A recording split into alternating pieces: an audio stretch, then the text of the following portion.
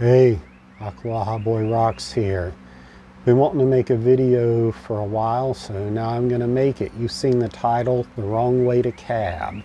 So I got a little bit of an unusual technique, and not the way you're supposed to do things, but I'm not organized enough to dop up stones and then come back and deal with them later. I don't want to buy Gorilla Glue. I just kind of end up doing it everything freehand. So I have a piece of agate here. This is from the San Rafael Swell area, west of Green River, Utah, which is west of Moab. Probably the first rockhounding trip I did in this kind of current part of my life of traveling around.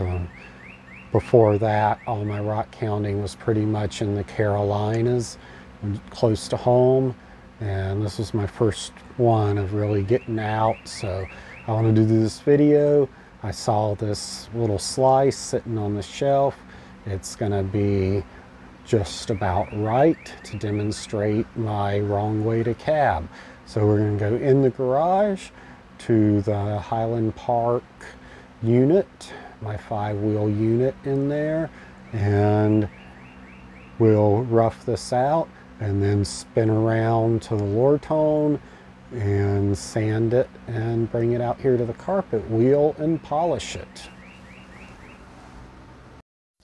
All right, before I get started on the cab wheel, I noticed there's some little cracked pieces over here where my thumb is, so I'm just going to hop over off camera and knock those off with the trim saw, and then I'll come back over. Otherwise they'll just come off when I'm cabbing. All right, if you're into cabbing, you've noticed my major transgression here. These silicon carbide wheels are not supposed to be concave. There's a tool that you're supposed to use. I'm not sure where the tool went, but you're supposed to put this apparatus on here and flip this over. You can tell how often I use this, and you true those wheels up. Well, I don't do that because I need them like this for the way I cab.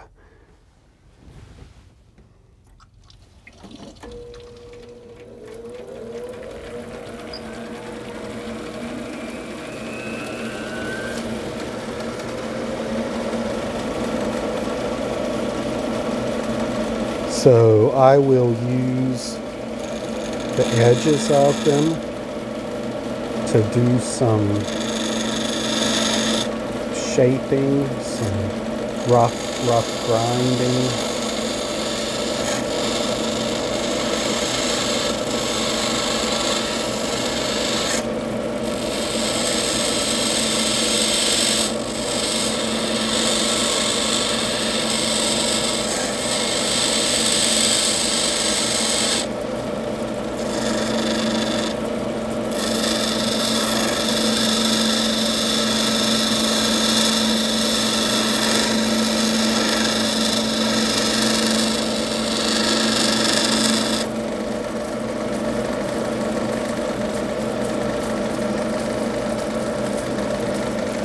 All right, now I have a rough shape, so I'm going to simply use the concave shape here, rock the stone back and forth, and it'll take me a little while, but I'll get my going with my cab.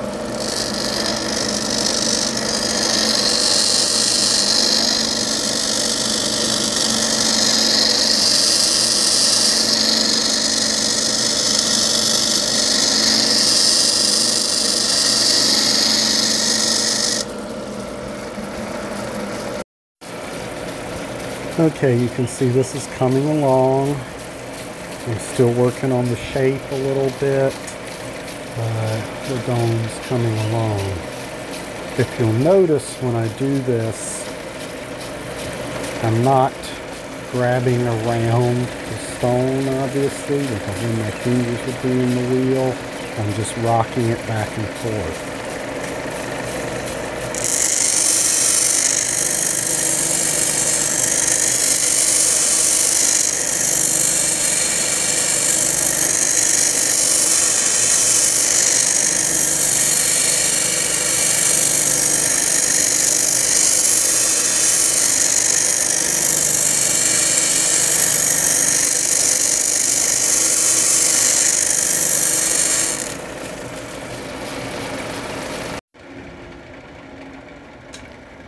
Okay, I've got my cab domed. There's actually a little teeny tiny flat spot left on it, but that'll get cleaned up as I start smoothing it out. One thing to note, this method really only works on good solid stones, like a good solid agate. I've used it on Wonderstone before. It does not work on delicate material. These wheels just will eat it up and fracture any kind of delicate material, especially doing this kind of technique. So I'm going to pick up the camera, move it to the other side. I'm going to go to the coarse sandpaper wheel, finish getting the shape I want. And yeah, I'm making an oval freehand. I've done hundreds of these using the templates, the stencils, but this one was close enough to shape naturally. I'm just kind of changing it as I go, and it's turning into an oval. Okay, here we are on the other side.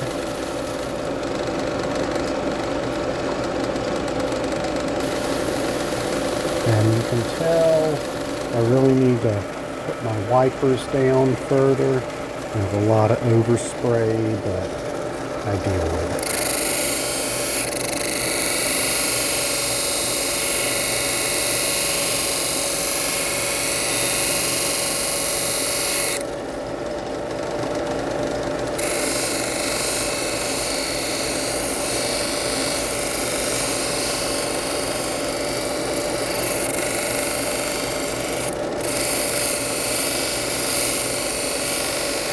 So right now I'm just kind of getting all the chewed up edges, mostly from, just a stone laying in the desert all these years.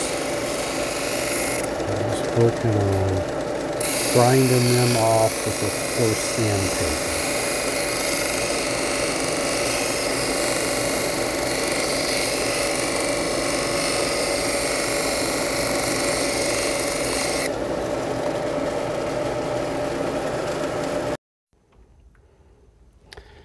Okay, it's a little lopsided, but it's starting to look nice. So I'm done with the coarse, the 100 grit sandpaper, and I'm going to hop over and do 220 to 1000 over on the lower tone. So let me spin you around again. Now you absolutely do not need to have two machines to do this, but the reason I use this one, you see just how easy that comes off. I have to work and work at 1/16 of an inch at a time the belts off that Highland Park machine. It's got nothing to do with who made the machine. It's everything to do with who made the drums and the belts.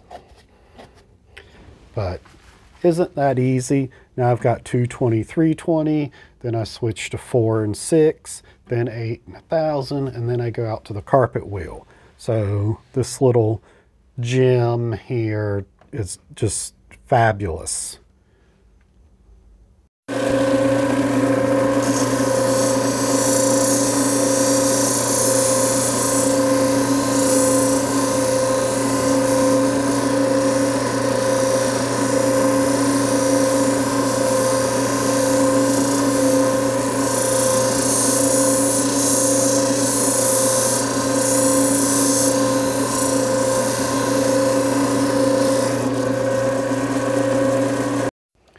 So I usually do 6 or 8 of these at a time.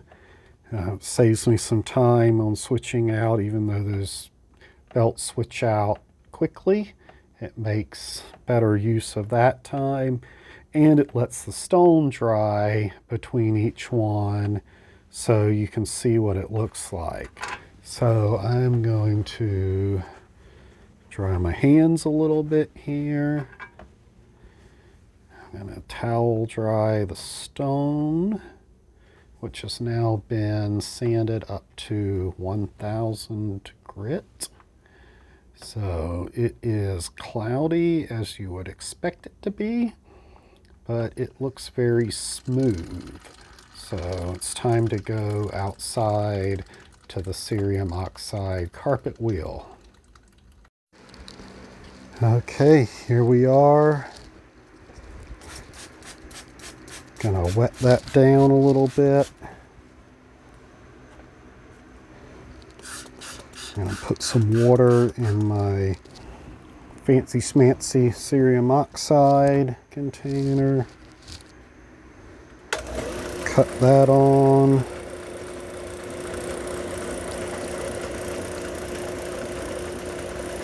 I polished several Thunder eggs on here the other day without really doing much in the way of adding any cerium oxide. So it was time. Another spritz of water. I probably use more water than most people do. And I'm going to try and do this without dropping the rock. Okay, there it is. Off the carpet wheel. I'm going to get that cerium oxide off of it, and we'll go over to the light box. Now the polish is a little bit orange peeled on there, but as I was polishing it, I started to develop some little cracks up here, which is kind of tragic, but all in all, it's all right. These cracks are pretty disappointing. Those weren't showing when I started the polishing on the carpet wheel, but I think the stone got a little bit warm. They were probably there and just not visible, and then when the stone warmed up, they showed. So I hope you enjoyed learning how not to cab. Made an alright little cabochon. Pretty much all the cabs you see of mine are done pretty similar to that. So when it's a better stone, it comes out better. And this stone had some fractures hiding in it. So I will see you next time.